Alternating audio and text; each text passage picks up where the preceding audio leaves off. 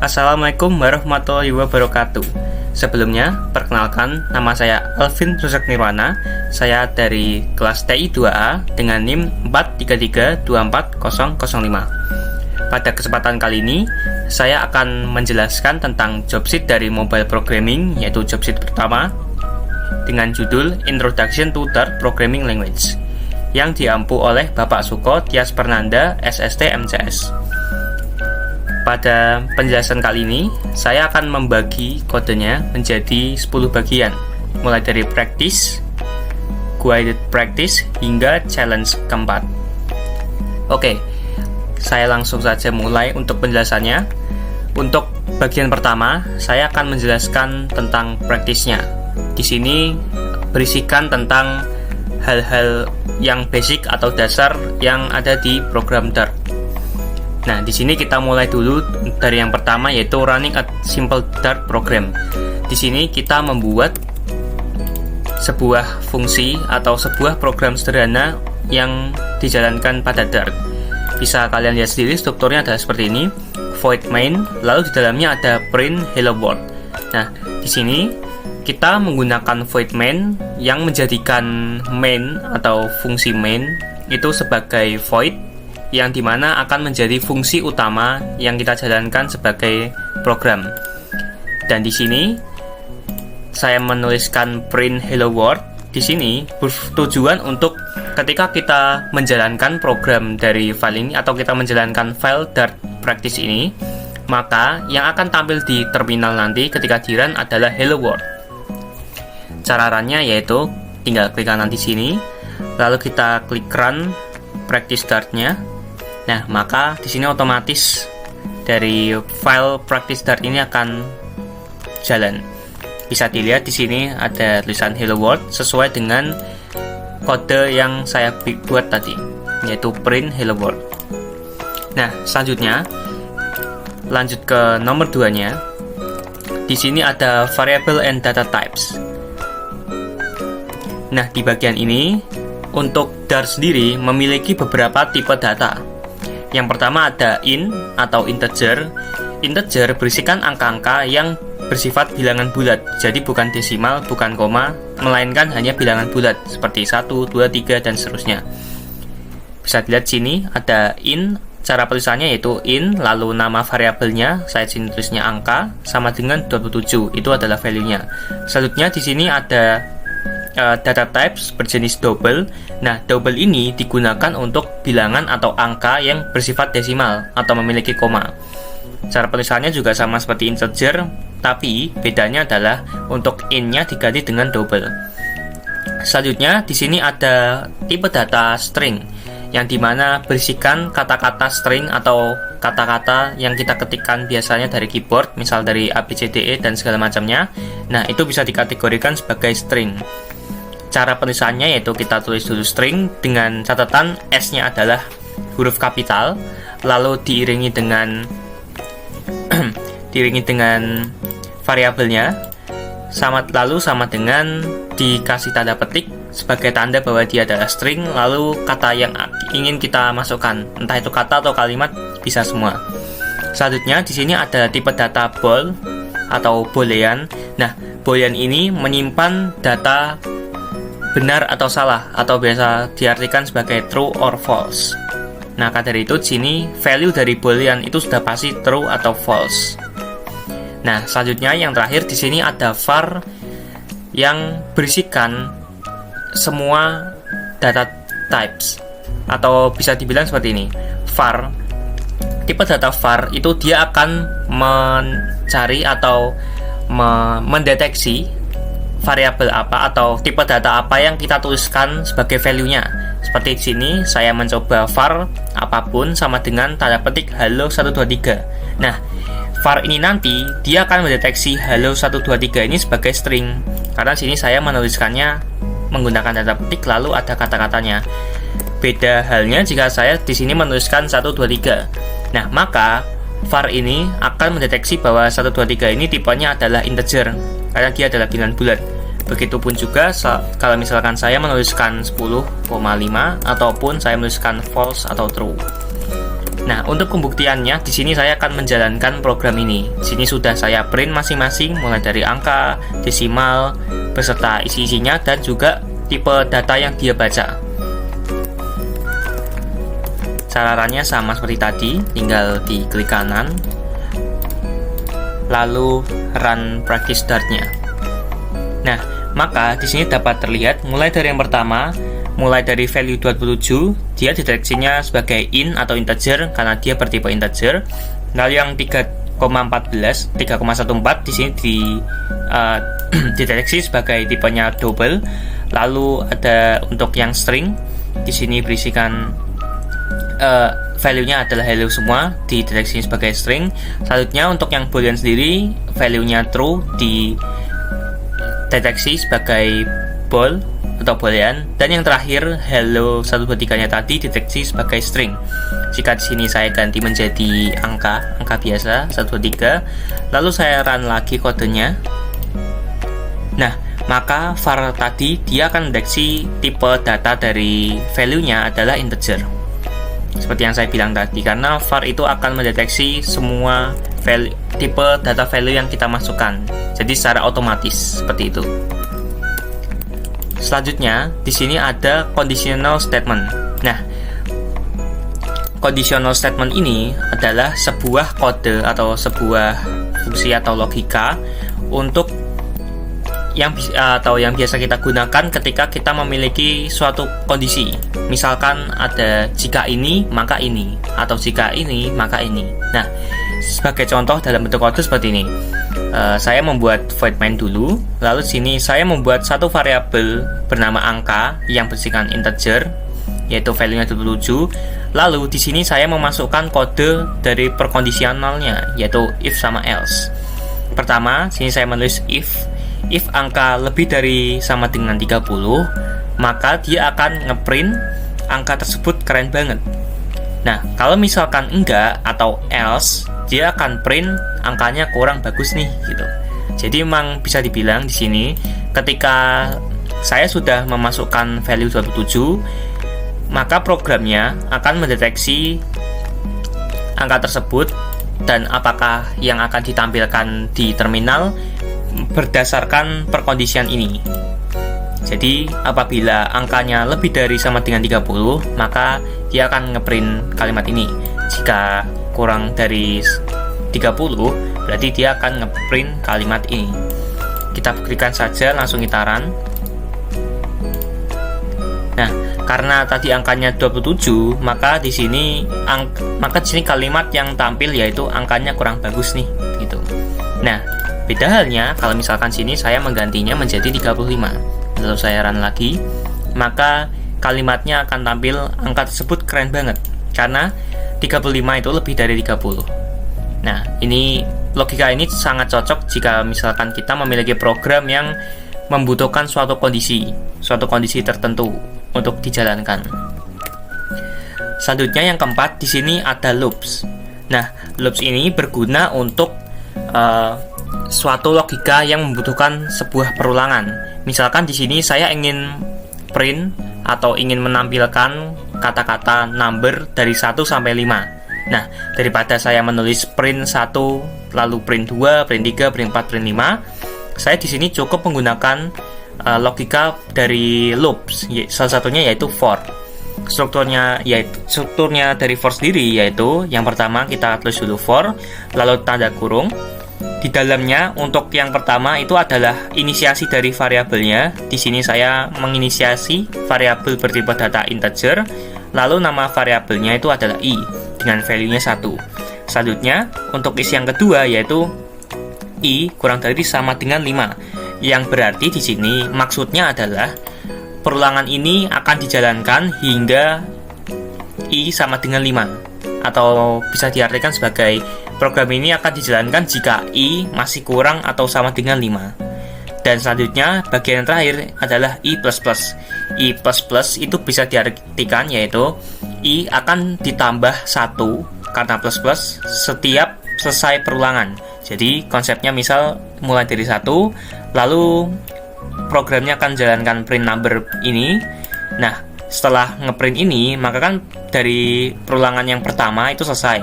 Dia akan balik ke atas lagi, lalu I-nya akan ditambah 1 menjadi 2. Lalu dia akan lanjut ke print lagi, dia akan print number 2, lalu kembali lagi ke atas, ditambah 1 lagi, dan seterusnya hingga sampai 5. Atau ini bebas, mau diganti berapapun sesuai kebutuhan. Jika kita run programnya, akan menjadi seperti ini. Dia akan print dari number 1 sampai 5 sesuai dengan yang saya bilang tadi, karena ini adalah program untuk pengulangan. Selanjutnya di sini ada function. Nah, function itu digunakan ketika kita memiliki sebuah subprogram atau program kecil yang akan kita masukkan pada program utama kita atau main. Misalkan di sini saya ingin membuat fungsi untuk menambahkan 2 bilangan. Makanya, nah, caranya sebelum saya membuat void main, saya membuat fungsi bernama add bertipekan integer. Di sini saya menambahkan dulu integer terus add dalam kurung. Nah, di dalam ini ada integer A, integer B. Maksudnya adalah jika nanti saya memanggil add itu harus diisi dengan 2 bilangan, yaitu A dan B. Makanya sini saya menginisialisasi dua variabel, yaitu A dan B, supaya nanti penulisannya yaitu ketika kita mau panggil fungsinya ini, penulisannya harus add dalam kurung misalkan nilainya 10,5. Karena sini saya memintanya A dan B dan juga tipenya integer. Nah, lalu untuk logikanya sendiri yang ada di dalamnya adalah return A plus B. Maksudnya adalah jika nanti saya memanggil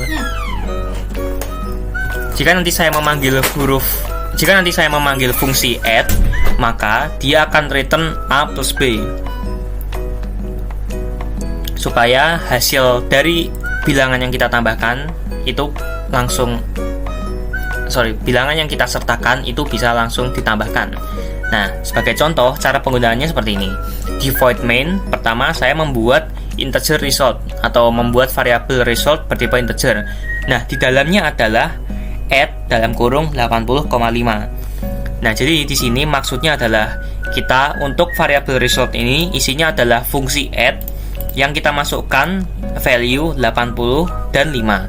Nah, karena kita memasukkan 80 dan 5, maka di bagian sini dia akan mengolah angka tersebut dan ditambahkan. 80 akan ditambah dengan 5.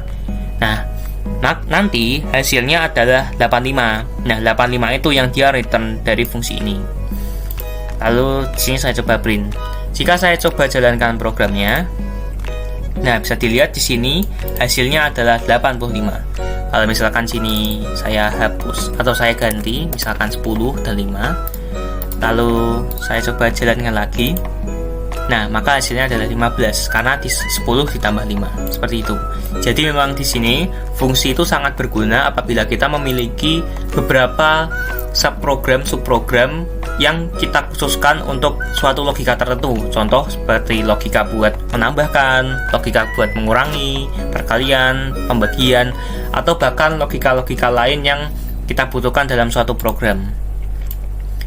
Nah, jadi ini adalah praktis yang pertama yang berisikan semua dasar-dasar dari Dart itu sendiri dan cara penulisannya, mulai dari cara membuat suatu program sederhananya hingga fungsi dalam Dart. Selanjutnya sini saya akan lanjut ke guide practice Dart yang kedua. Nah, di guide practice ini adalah sebuah soal dari Jobsheet-nya, yang dimana Jobsheet itu menyuruh untuk membuat data yang berisikan nama saya, lalu student ID atau NIM, dan juga major. Nah, di sini setelah saya membuatkan variabel bervalue itu tadi, saya disuruh untuk ngeprint hasilnya. Nah, makanya di sini programnya cukup sederhana. Saya membuat void main, lalu saya menuliskan string mulai dari name, student ID, dan juga major. Lalu di sini saya print hasilnya satu-satu. seperti yang saya sudah jelaskan tadi yang di bagian data types, itu sebenarnya hampir sama, tinggal membuat variabelnya dulu lalu tinggal di print. Jika di run, maka hasilnya seperti ini. Name sama dengan Alvin, lalu start dan ID-nya segini, dan juga majornya segini. Oke, terus sekarang lanjut ke bagian ketiga. Nah, bagian ketiga ini adalah di bagian job sheet disuruh untuk membuat sebuah kalkulator sederhana. Nah, maka dari itu sini saya membuat programnya seperti ini. Untuk disclaimer dulu, di sini saya menggunakan Dart.io. Dart.io ini digunakan untuk mengambil input dari keyboard kita. Jadi di sini saya membuat programnya supaya bisa mengambil angka yang saya ingin maksudkan melalui keyboard ketika programnya itu dijalankan. Jadi saya tidak langsung menyertakan angkanya di dalam program, melainkan saya akan memasukkannya sendiri ketika menjalankan program tersebut. Nah, jadi logikanya seperti ini dulu. Di sini saya memanggil stdout yang digunakan untuk membaca angka kita, membaca angka yang ingin kita masukkan. stdout.write, sini kata-katanya adalah masukkan angka pertama. Nah, setelah kita memasukkan angkanya, akan dimasukkan ke dalam variabel bernama num1, yang dimana di sini logikanya adalah double.parse dalam kurung stdin.readLineSign. Nah, sini gunanya adalah stdin itu berguna untuk menerjemahkan hasil input yang saya masukkan tadi menggunakan readLineSign ini. Nah, setelah itu dari bilang atau dari value yang diterjemahkan itu diubah menjadi tipe data double. Begitupun juga berlaku untuk angka yang kedua. Nah, setelah itu sini saya ngeprint satu-satu mulai dari angkanya, lalu jika penjumlahan maka logikanya ditambahkan, jika pengurangan berarti dikurangi, dan seterusnya. Jika kode ini saya jalankan, nah, maka sini saya bisa memasukkan angka pertamanya. Misalkan sini saya masukkan 20. Angka kedua saya akan masukkan 6. Nah, maka sini akan tampil mulai dari angka satunya 20, angka 2-nya 6, lalu untuk penjumlahan ada 26, pengurangan 14, perkalian 120, dan pembagian 3,3 dan seterusnya. Selanjutnya di sini ada job sheet yang keempat atau petugasan yang keempat, yaitu disuruh untuk membuat sebuah logika atau sebuah program untuk mengecek apakah angka itu genap atau ganjil. Nah, di sini seperti tadi saya menggunakan Dart.io untuk mengambil input. Lalu di sini saya mendefinisikan dulu untuk tipenya, tipe variabelnya.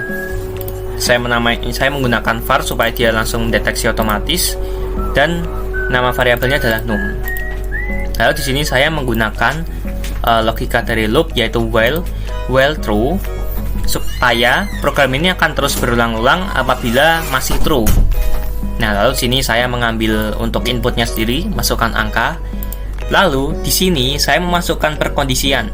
Yang pertama, jika isi dari num atau jika value num yang saya masukkan adalah exit, maka dia akan memberikan break, yang dimana break ini bertujuan untuk menghentikan loop dari while ini. Jadi jika saya mengetikkan exit, otomatis nanti program ini akan terhenti. Nah, jika isinya tidak exit, maka otomatis nomor ini akan diubah dulu menjadi double supaya bisa diolah. Setelah itu, di sini menggunakan perkondisian lagi, if num %2 sama dengan 0. Artinya adalah jika num di persen atau dibagi persen sama 2 itu sisanya 0, atau ibaratnya jika num ini dibagi 2 sisanya 0, maka dia otomatis adalah bilangan genap. Tapi jika tidak, else, maka berarti angkanya adalah bilangan ganjil. Nah, jika kode ini saya jalankan, program ini saya jalankan, nah, maka sini saya bisa masukkan dulu angkanya. Contoh, saya masukkan 15. Nah, maka dia akan mendeteksi bilangan tersebut adalah ganjil.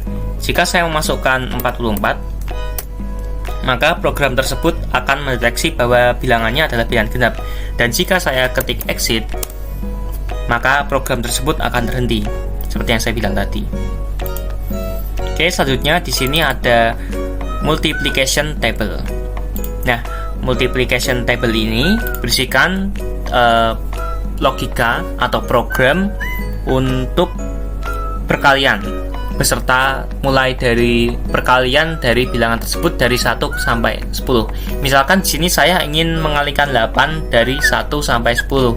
Nah, program ini nanti akan memunculkan perkaliannya dari 8x1, 8x2 hingga 8x10.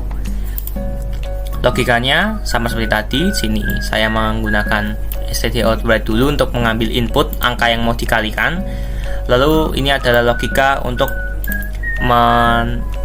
ngeprint atau menampilkan hasil dari perkaliannya. Lalu kalau saya run programnya, nah sini masukkan angka bulat. Misalkan saya masukkan 4. Nah, maka sini muncul perkalian mulai dari 4 kali 1 hingga 4 kali 10. Seperti itu.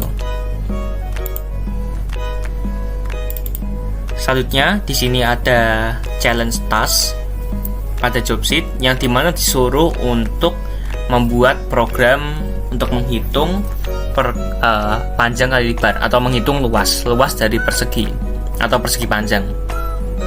Luas dari persegi panjang. Untuk logikanya sendiri, di sini saya hampir seperti tadi ketika function. Saya membuat dulu untuk fungsi double-nya. Lalu di sini saya membuat program utamanya yang dimana akan mengambil dulu inputnya. Setelah itu diproses dengan cara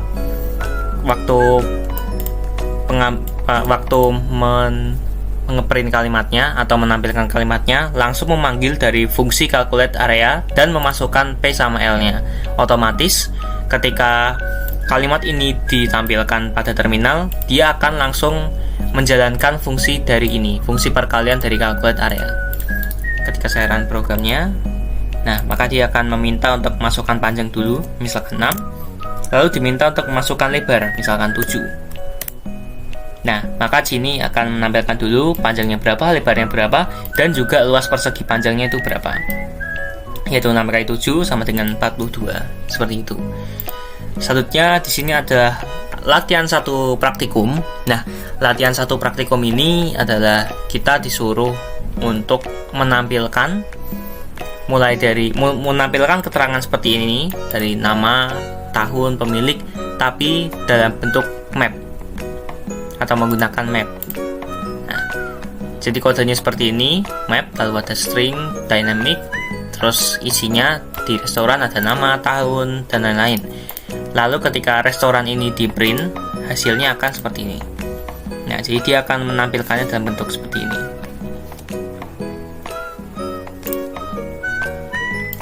Selanjutnya ada latihan praktikum 2. Nah, latihan praktikum 2 ini ada beberapa logika atau beberapa perintah yang bisa dibikin. Mulai dari yang pertama, membuat program sederhana untuk luas dan lingkaran. Yang kedua adalah membuat program untuk total harga sepatu. Dan yang ketiga, membuat program untuk konversi suhu. Nah, di sini langsung saya jelaskan aja. Untuk yang bagian luas dan keliling lingkaran, di sini menggunakan logikanya dari seperti rumus pada umumnya, yaitu Pi kali R kuadrat. Karena di sini saya menggunakan Dart, jadi saya menuliskannya yaitu Pi kali R kali R, atau bisa dibilangkan ini adalah R kuadrat. Lalu nanti hasilnya akan dikalikan 2.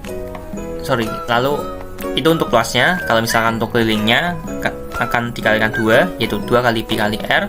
Lalu nanti hasilnya akan ditampilkan menggunakan print ini. Selanjutnya untuk bagian program total harga sepatu, di sini nanti akan memasukkan dulu harga sepatu dan juga diskonnya.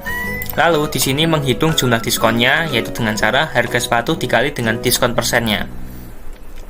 Setelah itu untuk total harganya, yaitu harga sepatu dikurangi jumlah diskon, baru di print hasilnya.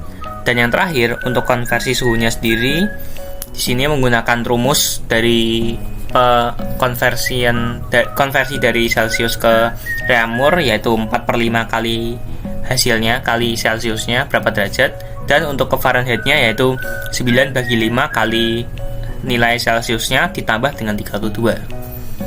Jika program ini saya jalankan, maka akan menjalankan program yang pertama dulu, yaitu program menghitung luas dan keliling lingkaran. Misalkan sini saya masukkan 14. Nah, maka dia akan mendeteksi jari-jarinya 14, lalu luas lingkarannya berarti 615 dan sekian, dan juga kelilingnya 87 sekian.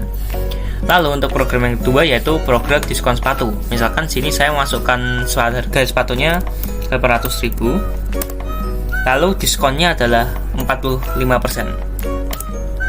Nah, maka sini nanti dia akan menghitung dulu dapat diskon berapa. Dapat diskonnya yaitu 360.000, lalu 800.000 ini akan dikurangi dengan 360.000. Nah, makanya total harga apabila sepatu ini diskon 45% yaitu 440.000. Selanjutnya program konversi suhu. Di sini tinggal masukkan Celsiusnya berapa, misalkan 56, maka otomatis programnya akan mengkonversi dari Celsius menjadi Reaumur dan juga Fahrenheit.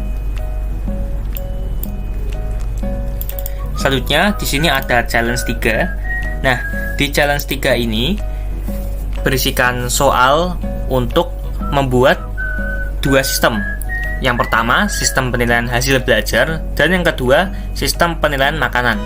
Nah, untuk sistem penilaian hasil belajar ini menggunakan perkondisian if-else, yaitu if, else if, dan juga else, yang dimana dia akan mengecek nilai yang kita masukkan. Misalkan di sini nilainya 80, nanti akan dicek dulu jika apakah nilai belajar itu kurang dari 0 atau lebih dari 100. Kalau misalkan iya, maka kodenya akan langsung menampilkan kalimat nilai invalid, karena kan berarti nilainya tidak sesuai dengan standarnya, dimana biasanya nilai itu mulai dari 0 sampai 100. Nah, kalau misalkan angkanya itu di dalam 0, di antara 0 dan 100, maka perkondisiannya akan lanjut ke bagian sini, else if. Nah, jika misalkan nilai belajar itu lebih dari sama dengan 91 dan nilai belajar kurang dari 100, atau bisa dibilang apakah jika nilai itu di rentang 91 sampai 100, maka hasil belajarnya adalah sangat baik. Kalau misalkan ini belum terpenuhi, berarti akan lanjut ke bagian bawahnya. Misalkan nilai belajarnya itu di antara 81 sampai 90, maka hasil belajarnya adalah baik. Kalau misalkan perkondisian ini sudah terpenuhi, maka else atau else if yang di bawah ini tidak akan dijalankan karena dia sudah terpenuhi. Jadi otomatis langsung terhenti di sini untuk perkondisiannya karena sudah terpenuhi. Apabila belum terpenuhi, maka dia akan menjalankan mulai dari sini dulu, lalu menjalankan else if pertama, lalu else if kedua, hingga sampai dengan else.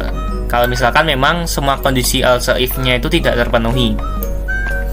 Nah, selanjutnya sini saya ngeprint dulu, menampilkan hasil dari nilai belajar yang sudah diolah tadi menggunakan perkondisiannya, dan nanti akan mengetahui berapa standar atau berapa hasil belajar kita berdasarkan nilainya. Nah, selanjutnya untuk sistem penilaian makanan ini adalah menilai penilaian makanan itu berdasarkan huruf dari A sampai F. Apabila A berarti dia sangat enak, apabila B berarti dia enak, dan apabila dia misalkan E, maka dia keterangannya dia harus belajar dulu, berarti makanannya itu masih tidak enak. Nah, di sini beda dengan else if. Ini adalah perkondisian yang menggunakan switch case. Nah, di sini lebih simpel. Switch case ini digunakan apabila kita akan memasukkan suatu value-value yang simpel. Misalkan seperti satu huruf saja, misal A, B, C, D, E, ataupun 1, 2, 3, 4, 5. Di sini supaya bisa lebih rapi dan lebih terstruktur juga. Beda dengan if, also if, yang biasanya berisikan logika yang cukup kompleks seperti ini. Seperti nilai belajar sama dengan 91 dan lain-lain. Itu kan terlihat sangat kompleks. Tapi jika menggunakan switch case cukup value-nya seperti A, B, C, D, E gitu. Konsepnya hampir sama seperti if else. Dia akan cek dulu perkondisiannya mulai dari atas, apakah value-nya adalah A. Jika iya, maka dia print ini, lalu dia akan break. Berarti otomatis untuk bagian yang bawahnya ini tidak akan dijalankan.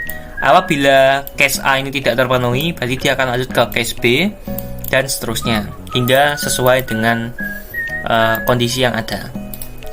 Kalau saya menjalankan programnya, maka di sini akan menjalankan dulu untuk sistem yang pertama, yaitu penilaian hasil belajar. Misalkan di sini saya masukkan nilainya 88. Nah, maka dia akan dideteksikan sebagai baik, karena kan tadi kalau misalkan nilainya rentangnya antara 81 hingga 90, maka hasil belajarnya adalah baik. Lalu lanjut ke sistem yang kedua, yaitu penilaian makanan. Misalkan di sini hasil makanannya adalah C.